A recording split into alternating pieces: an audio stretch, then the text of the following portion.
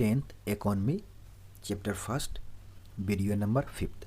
Video number 5th में यहाँ से स्टार्ट करना है मौद्रिक विकास। चैप्टर फर्स्ट का पीछे का जो भाग है हम लोग वीडियो नंबर 1 से 4 तक देख चुके हैं। अगर आप लोग नहीं देखें तो चैनल पर जाइए, मिल जाएगा, आप उसे देख सकते हैं। तो यहाँ समझना है मौद्रिक विकास, यहीं से स्टार्ट करना है। यानी मुद्रा का विकास कैसे हुआ है इस चैप्टर में आपको यही पढ़ना है। यानी वस्तु विनिमय प्रणाली से हम लोग अभी एटीएम, कोर बैंकिंग और वर्तमान में डिजिटल करेंसी तक कैसे पहुँचे, इसमें ही हमको पढ़ना है। आसान है, समझ, थोड़ा सा पढ़ेंगे आसानी सब समझ में आ जाएगा। तो वर्तमान 21वीं शताब्दी में मनुष्य को अनेक प्रकार की सुख सुविधाएँ उपलब्ध है। हम लोग देखते हैं कितने प्रकार सुख सुविधा हम लोग को पता है अच्छी तरह से। यदि हम इनके पीछे के इतिहास को देखें तो लगता है कि विगत वर्षों में इन सुख सुविधाओं को उपलब्ध कराने के लिए मनुष्य को कठिन परिश्रम करना पड़ा है। ठीक, देखेंगे आगे। जब मुद्रा का विकास नहीं हुआ था तो लोग वस्तु से वस्तु का लेन देन कर अपनी क्या करते थे, आवश्यकता की पूर्ति करते थे। अर्थव्यवस्था में उस अवस्था को वस्तु विनिमय प्रणाली यानी बार्टर सिस्टम कहा जाता था। जब मुद्रा का विकास नहीं हुआ था तो लोग क्या करते थे, वस्तु से वस्तु विनिमय। यानी इसको समझिए, मान लीजिए एक व्यक्ति क्या चावल उगाता है, एक व्यक्ति के पास क्या है, चावल है। दूसरा व्यक्ति के पास क्या है, गेहूँ है। अगर गेहूँ वाले व्यक्ति को क्या चाहिए, चावल चाहिए, और चावल वाले व्यक्ति को क्या चाहिए, गेहूँ चाहिए। तो गेहूं वाला व्यक्ति चावल वाले व्यक्ति को ढूंढेगा जो उसको गेहूं चाहिए और उसको चावल बेचना हो। तो क्या करेगा, वो व्यक्ति जिसको गेहूं चाहिए, गेहूं इस व्यक्ति से ले लेगा और उसको चावल दे देगा। फिर एक चावल जिसके पास व्यक्ति है उसको क्या चाहिए, गेहूं चाहिए। तो क्या करेगा, वो व्यक्ति को ढूंढेगा जिसको चावल चाहिए हो, यानी उसके पास चावल नहीं हो और गेहूँ देना हो। तो क्या करेगा, ये चावल इसको दे देगा और इसे क्या करेगा, गेहूं ले लेगा। यानी ये वस्तु इसको दे रहा है और ये वस्तु इसको दे रहा है। यानी चावल ये इसको दे रहा है और गेहूं इसको दे रहा है। तो यानी वस्तु से वस्तु का आदान प्रदान हुआ ना। तो इसे ही कहते हैं वस्तु विनिमय प्रणाली यानी बार्टर सिस्टम। ठीक, अब अवस्था आर्थिक विकास के यह अवस्था कह रहा है वस्तु विनिमय प्रणाली जो थी आर्थिक विकास की प्रारंभिक अवस्था थी। जब अर्थव्यवस्था विकास की ओर बढ़ा ही था उस समय की स्थिति था, क्योंकि उस समय मनुष्य की संख्या और आवश्यकता दोनों ही कम थी। अगर संख्या कम होगा तब ना एक दूसरे से बात कर ले, जहाँ आपके पास गेहूं है, ठीक, हमारे पास चावल है, तो क्या करिए, आप मेरा चावल ले लीजिए, आप मुझे गेहूं दे दीजिए। अगर संख्या अधिक हो जाएगी और आवश्यकता भी अधिक हो जाएगी तो क्या होगा, ढूंढ पाना, यानी किसके पास चावल है किसके पास गेहूं है, ढूंढ पाना क्या हो जाएगा, मुश्किल हो जाएगा। इसलिए वस्तुओं के लेन देन आदान प्रदान से उनकी आवश्यकताओं की पूर्ति हो जाया करती थी। यानी संख्या उस समय कम थी तो क्या होता था, वस्तु के आदान प्रदान क्या हो जाती, उनके आदान प्रदान से उनकी आवश्यकता पूर्ति हो जाती थी। ठीक, लेकिन बाद में लोगों की आवश्यकता बढ़ती गई और उनकी जनसंख्या क्या हो गई, उनकी संख्या बढ़ने के कारण क्या हो गया, लोग छोटे से कस्बे से बढ़कर बड़े गांव या क्षेत्र में मनुष्य का फैला हो गया। तो लोग एक जगह यानी छोटे जगह स्थान पर न रह के बहुत बड़े क्षेत्र में फैल गए। तो बहुत बड़े क्षेत्र में फैल गए तब पता लगाना जो किसको गेहूं की आवश्यकता है, किसको चावल की आवश्यकता है, किसको दाल की आवश्यकता है और किसको तेल की आवश्यकता है। तो आपस में इस प्रकार से संयोग बनाना और हम ये वस्तु से वस्तु का विनिमय करना क्या हो गया, कठिन होने लगा।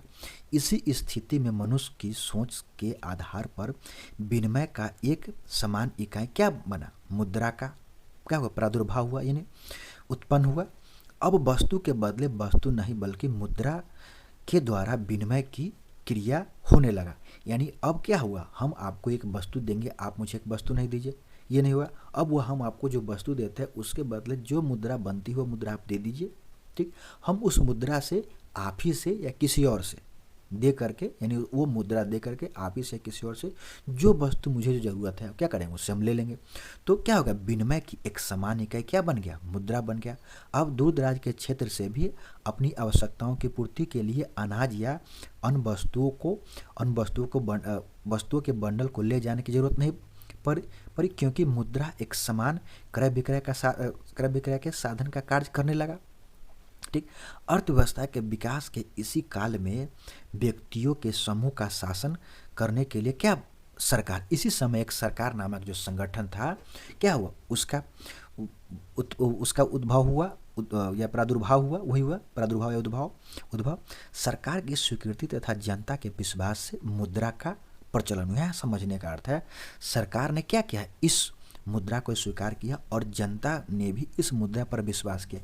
यानी हमारे पास जो मुद्रा है उस मुद्रा पर अगर विश्वास हमारा खत्म हो जाता है, क्या करेंगे हम लोग, उस मुद्रा का यूज ही करना बंद कर देंगे। हमारे पास जो मुद्रा है उसमें विश्वास है ना, जब 10 रुपये हमारे पास है तो कहीं भी हम लेके जाएंगे तो 10 रुपये के बदले जो वस्तु होती है वो वस्तु मिल जाएगी। अगर हमारा विश्वास ही खत्म हो जाए, जो हमारे पास जो मुद्रा है नकली है या उस मुद्रा के बदले मुझे जो वस्तु मिलेगा, जो वस्तु चाहिए वो वस्तु नहीं मिल पाएगा, तो क्या हो जाएगा, मुद्रा चलना ही बंद हो जाएगा, प्रचलन खत्म हो जाएगा। तो क्या सरकार ने उसको स्वीकृति दी और जनता ने क्या किया, उस पर विश्वास दिलाया, जनता ने उस पर विश्वास किया, हाँ ठीक है इससे काम क्या हो सकता है, चल सकता है, यानी इससे हम जो वस्तु चाहे वो वस्तु क्या हो सकता है, मिल सकता है। तो ये होगा जनता का विश्वास, यानी हमारा विश्वास है उस पर, पैसा पे, मुद्रा पे। तो अर्थव्यवस्था के विकास के साथ अब लोग मुद्रा से भी हल्की चीज़ की आवश्यकता महसूस करने लगे। यानी अर्थव्यवस्था के शुरुआती समय क्या था, बार्टर सिस्टम था, और बार्टर सिस्टम यानी वस्तु विनिमय प्रणाली में क्या आ गई, वो कठिनाई आने लगी। तो क्या बनाया, हम लोगों ने मुद्रा बनाया, मुद्रा का स्वीकृति हुआ। अब मुद्रा से भी हल्की चीज़ कि लोगों ने क्या करने लगे, आवश्यकता करने लगे। इसीलिए फलतः देश की सरकार के आधिपत्य से स्थापित बैंकों का निर्माण हुआ। इसी समय किसका निर्माण हुआ, फिर बैंक का स्थापना हुआ। अब और भी आसानी से मुद्रा का हस्तांतरण, ट्रांसफ़र किया जाने लगा, जिसे हम क्या कहते, चेक कहते हैं। तो वस्तु विनिमय प्रणाली से कहाँ पे आए, मुद्रा पे। मुद्रा से के बाद फिर किसका स्थापना, बैंक का स्थापना। जब बैंक की स्थापना हो गई तो फिर क्या बन गया, मुद्रा से और एक हल्की चीज़ किसका स्थापना हो गया, चेक का स्थापना हो गया। ठीक, अब इसे एक व्यक्ति या संस्था दूसरे व्यक्ति या संस्था के नाम से क्या कर सकता है, जारी कर सकता है। हम लोग जानते हैं चेक कैसे जारी किया जाता है, कि जिसके नाम से चेक जारी कर देंगे पैसा उसके खाते में चला जाएगा, या वो पैसा वो क्या कर सकता है, निकासी कर सकता है। और सरकारी आधिपत्य से स्थापित बैंकों द्वारा पैसे का आदान प्रदान होता है इसमें, चेक इसके बैंकिंग सिस्टम में। अब आज के युग में मानवीय मस्तिष्क का लगभग सारा काम एक मशीन के द्वारा होता है, जिसे हम क्या कहते हैं, कंप्यूटर कहते हैं। यह मशीन मानव के द्वारा किए गए आविष्कार का परिणाम है, जो मनुष्य के से भी अधिक तेज संस्मरण यानी याद रखने, संस्मरण शक्ति रखता है। बिजली से चलने वाला यह मशीन, जिसे हम कंप्यूटर कहते हैं, बड़ी तेजी से अपनी संस्मरण शक्ति के बल पर पैसे के आदान प्रदान में भी सहयोग देता है। ठीक, सहयोग देता है। कंप्यूटर से क्या करता है, पैसे भी आदान प्रदान कर सकते हैं। कंप्यूटर कैसा है, इसे हम देख सकते हैं चित्र में। हम लोग जानते हुए आज कंप्यूटर सूचना, शिक्षा एवं ज्ञान का सर्वसुलभ क्या साधन हो गया।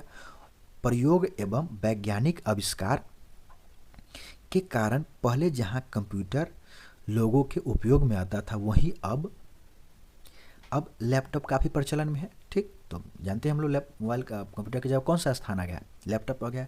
अब मोबाइल में भी सारा कंप्यूटर की तरह काम चलता है, बहुत सारा मोबाइल उसमें है, बहुत सारा मोबाइल हम लोग के पास में, जिसमें देखते हैं पूरे लैपटॉप की तरह काम उसमें होता है। तो मोबाइल में कंप्यूटर के यंत्र काम करते हैं। ये सब लोगों के बढ़ती आवश्यकता व वैज्ञानिक आविष्कार के कारण ही क्या है, संभव हुआ। देखिए ये कंप्यूटर का चित्र है, हम लोग देखिए ये कंप्यूटर किस प्रकार से काम करता है। सो आज प्लास्टिक के एक छोटे टुकड़े पर इंगित यांत्रिक चिन्ह के माध्यम से पैसे का आदान प्रदान, निकासी होता है। यानी एटीएम कार्ड पे जो क्या होता है, नंबर लिखा होता है, उसी के बारे में कह रहा है यांत्रिक चिन्ह। जब एक व्यक्ति एक स्थान से दूसरे स्थान पर बिना विलंब के पैसे बैंक के माध्यम से पैसे का आदान प्रदान करता है, तो बैंक के इस प्रणाली को क्या कहते हैं, कोड बैंकिंग प्रणाली कहते हैं। यानी पता है ना हम लोग को, किसी बैंक के खाते में यहाँ से पैसा डालते हैं और वहाँ पे चला जाता है, यानी यहाँ डालते हैं और हज़ारों किलोमीटर 100 किलोमीटर दूर क्या होता है, कहीं उसके पास चला जाता है।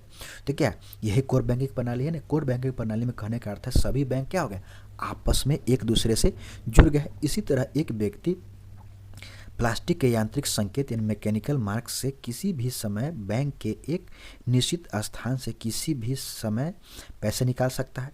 ठीक, ये सारी क्रियाएं बिजली से संचालित कंप्यूटर द्वारा होता है। बैंक के जिस चिन्हित स्थान से हर समय पैसे निकालने की सुविधा होती है उसे क्या कहते हैं, उसे हम एटीएम कहते हैं, ऑटोमेटिक टेलर मशीन। वही एटीएम मशीन जहाँ लगा होता है वहीं से क्या करते हैं हम लोग वहीं से हम लोग पैसा निकालते हैं, किसके माध्यम से, एटीएम कार्ड के माध्यम से। तो वही कह रहा है एटीएम मशीन के बारे में कह रहा है, जहाँ एक लगा होता है चिन्हित स्थान, यानी जहाँ लगा होता है वही कह रहा है। इस तरह आपने देखा है कि किस तरह पहले के अदला बदली युग से हम लोग मुद्रा के युग में क्या हो गए, प्रवेश किया।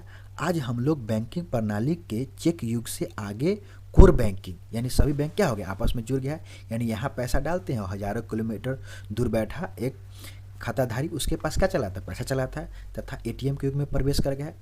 तो एटीएम के अलावा आज डेबिट कार्ड यानी अभी वर्तमान में जो भी जितना भी अकाउंट खोला जाता है उसमें क्या मिलता है, एटीएम कार्ड नहीं डेबिट कार्ड। यानी डेबिट कार्ड वो होता है जिससे हम क्या करते हैं, एटीएम मशीन में जाके पैसे भी निकाल सकते हैं और दुकान पे जो स्वैप मशीन होता है उस पर स्वैप करके क्या कर सकते हैं, हम शॉपिंग भी कर सकते हैं। तो ही कह रहा है डेबिट कार्ड। तथा क्रेडिट कार्ड की सुविधा प्राप्त करते हैं। तो डेबिट कार्ड में हम अपने रखे हुए पैसे का ही उपयोग करते हैं, यानी खाते में जितना पैसा होता है उसी का उपयोग करते हैं, और क्रेडिट कार्ड में खाते में जितना पैसा होता है उससे ज़्यादा पैसे का भी उपयोग करते हैं। आगे डिटेल में हम लोग देखेंगे इसका। क्रेडिट कार्ड की सुविधा प्राप्त है। इसे भी हम आर्थिक विकास का ही एक प्रक्रिया कहेंगे। ठीक, क्लियर है। अब हम लोग जो पढ़े मौद्रिक विकास, उसको एक संक्षेप में फिर समझ लेते हैं। तो वही कह रहा है मौद्रिक विकास की संक्षिप्त कहानी। ठीक, अब देखिए वस्तु विनिमय प्रणाली, यानी वस्तु से वस्तु का लेन देन क्या होगा, वस्तु विनिमय प्रणाली। और मौद्रिक प्रणाली यानी मुद्रा से वस्तुओं एवं सेवाओं का विनिमय क्या हो गया, यानी मुद्रा से वस्तुओं और सेवाओं का विक्रय यानी क्रय, वही क्या गया, विनिमय क्या हो गया, मौद्रिक प्रणाली। अब अगला है बैंकिंग प्रणाली। बैंक के माध्यम से चेक के द्वारा विनिमय की क्रिया क्या हो गया, बैंकिंग प्रणाली। अब होगा कोर बैंकिंग, वही एक यहाँ पे किसी बैंक के अकाउंट में यहाँ पैसा डाले और उस जो खाताधारी 100 किलोमीटर दूर है उसके पास चला गया, वही कोर बैंकिंग प्रणाली के अंतर्गत एक संकेत से एक व्यक्ति के खाते से, यानी खाते संख्या के कह रहा है, यहाँ संकेत कह रहा है, से दूर अवस्थित दूसरे व्यक्ति को उसी बैंक के माध्यम से पैसा क्या होता है, हस्तांतरण या ट्रांसफर हो जाता है। अब वही कह रहा है एटीएम, जहाँ एटीएम मशीन लगा होता है वही कह रहा है एटीएम मशीन। तो प्लास्टिक के एक छोटे कार्ड पर अंकित सूक्ष्म संकेत के आधार पर कहीं भी तथा किसी समय निर्धारित बैंक के केंद्र उन्हें कह रहे हैं एटीएम मशीन से पैसा की सुविधा पैसे निकालने की सुविधा होती है। तो वही कह रहा है एटीएम कार्ड। और डेबिट कार्ड, तो बैंक द्वारा दिया गया प्लास्टिक कार्ड, जो बैंक खाता जो खोलते हैं उसका जो प्लास्टिक कार्ड देता है उसे क्या करते हैं, वही कह रहा है डेबिट कार्ड। हम सभी के पास होता है डेबिट कार्ड, हमारे मम्मी पापा के पास अवश्य होगा डेबिट कार्ड, आपको भी मिला होगा या 18 वर्ष से पूर जाएगा उसके बाद मिल जाएगा आपको।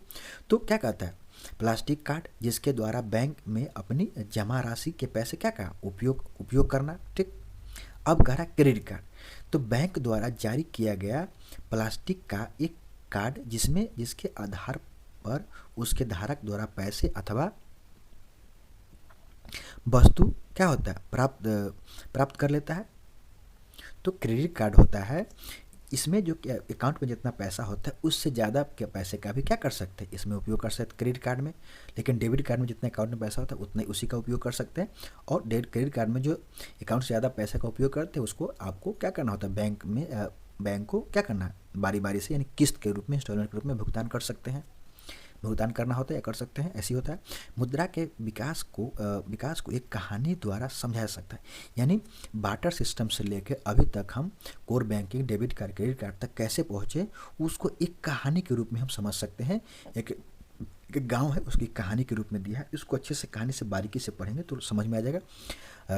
ये गाँव का नाम है, ये कहानी सिंहासनी गांव की एक कहानी है, उसके बारे में पढ़ते हैं। और कहाँ पढ़ता है, बिहार के पूर्वी चंपारण जिले के रामगढ़वा थाना अंतर्गत सिंहासनी गांव का एक लड़का छोटू प्रायः अपनी माँ को सब्जी वाले से अनाज के बदले सब्जी लेते देखा होगा। नहीं, उसकी माँ क्या करती थी, उससे सब्जी लेती थी, उसको क्या करता था, सब्जी के बदले कुछ अनाज दे देता था।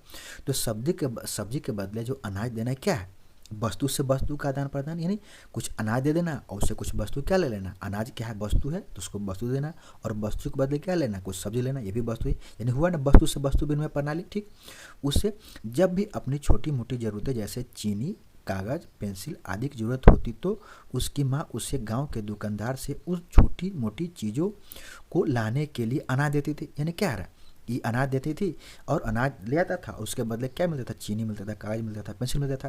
यानी अनाज एक वस्तु दे रहा है और एक वस्तु ले रहा है, ठीक है, वस्तु से वस्तु विनिमय प्रणाली। ठीक, अब आगे देखते हैं।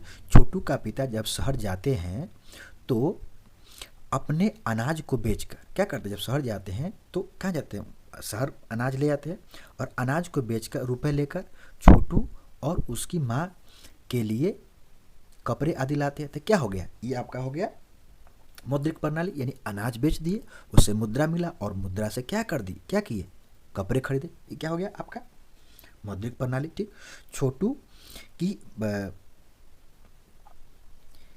एक संबंधी श्याम कुमार पटना में नौकरी करता है। ठीक, अब देखिए पटना में चलते हैं। एक बार होली की छुट्टी पर वह अपने यहाँ छोटू को बुलाया, यानी छोटू कहाँ चला गया, पटना चला गया। एक दिन शाम को वह छोटू को अपनी गाड़ी से बाजार घुमाने ले गया। बाजार जाने पर एक बड़े से दुकान पर श्याम कुमार ने कुछ सामान खरीदा और जब पैसा देने का समय आया तो उसने प्लास्टिक कार्ड का छोटा सा टुकड़ा दुकानदार को दिया, जो कंप्यूटर के माध्यम से पैसे का भुगतान कर लिया। ठीक, तो ये किससे भुगतान हो गया, ये डेबिट कार्ड से भुगतान हो गया। ठीक, अब छोटू आश्चर्यचकित होकर अपने संबंधी श्याम कुमार से जिज्ञासा बस पूछा कि बिना पैसे, या तो हाँ डेबिट कार्ड हो जाएगा या क्रेडिट कार्ड, दोनों में से कोई हो सकता है। तो जिज्ञासा बस पूछा कि बिना पैसे के आपको ये सामान कैसे मिल गए। श्याम कुमार कुछ धीरे से छोटू को समझाया कि तुम्हारे घर पर तुम्हारी माँ जो अनाज के बदले वस्तु लेती है वह मुद्रा के पूर्व विनिमय की स्थिति थी, जिसे वस्तु विनिमय प्रणाली कहते हैं। हम लोग पढ़ चुके हैं, जब मुद्रा से पहले क्या होता था, वस्तु विनिमय की प्रणाली चलती थी। तुम्हारे पिताजी अनाज बेचकर पैसे लेकर जो शर्त सामान लाते हो क्या है, मौद्रिक प्रणाली की स्थिति है। ठीक, अब देखिए हम लोग मौद्रिक प्रणाली की स्थिति है। और आज हम जो प्लास्टिक कार्ड के एक टुकड़े से अपनी वस्तु के कीमत का भुगतान किए हुए कंप्यूटरीकृत बैंकिंग प्रणाली है, जिसे हम क्या कहते हैं, डेबिट कार्ड से भुगतान किए हैं। ठीक, वही है। आज के युग में हम ऐसा भुगतान चेक से भी कर सकते हैं, यानी चेक से भी क्या कर सकते, देख सकते हैं, अथवा इस प्लास्टिक के टुकड़े को जिससे क्रेडिट कार्ड अथवा डेबिट कार्ड कहते हुए, यानी किसी क्या किया, वो डेबिट कार्ड से क्रेडिट कार्ड से किया भी कर सकते। छोटू आश्चर्य से अपने संबंधी श्याम कुमार की बातों को सुनकर बहुत खुश हुआ और अपने गांव तथा स्कूल लौटकर अपने साथियों से विनिमय के विकास की इस प्रक्रिया को कहने का क्या किया, संकल्प लिया। तो विनिमय का विकास हुआ कि नहीं विकास हुआ। विनिमय शुरू में क्या था, वस्तु से वस्तु का था, फिर क्या हो गया, मुद्रा का विकास हुआ, फिर बैंकिंग सिस्टम का स्थापना, फिर क्या होगा, चेक का, मुद्रा से हल्का और क्या किसका स्थापना हो, चेक का विकास हुआ। फिर चेक के बाद क्या होगा, कोर बैंकिंग हो, यानी कहीं से पैसा डालें कहीं के पास किसी के पास चला जाएगा। उसके बाद फिर क्या हो गया, एटीएम कार्ड, एटीएम मशीन लगा, फिर एटीएम कार्ड यानी डेबिट कार्ड, फिर क्रेडिट कार्ड का विकास हुआ। फिर ठीक, यही कह रहा है वस्तु विनिमय का प्रणाली, यानी वस्तु से वस्तु के लेन देन से हम लोग कहाँ पहुँचे, ATM card, debit card, core banking तक पहुँच गया। ठीक है, तो हम अपना वीडियो, आज का वीडियो जो है ना यहीं पे समाप्त करते हैं। फिर अगला हम लोग यहाँ से स्टार्ट करेंगे वीडियो नंबर अगले वाले नेक्स्ट वाले में आर्थिक विकास की माप एवं सूचकांक। अब इसमें हम लोग पढ़ेंगे जो आर्थिक विकास है ना उसका मापन का सूचकांक क्या है, उसमें राष्ट्रीय आय, प्रति व्यक्ति आय, आगे हम देखेंगे। ठीक है, ठीक, थैंक यू फॉर वॉचिंग।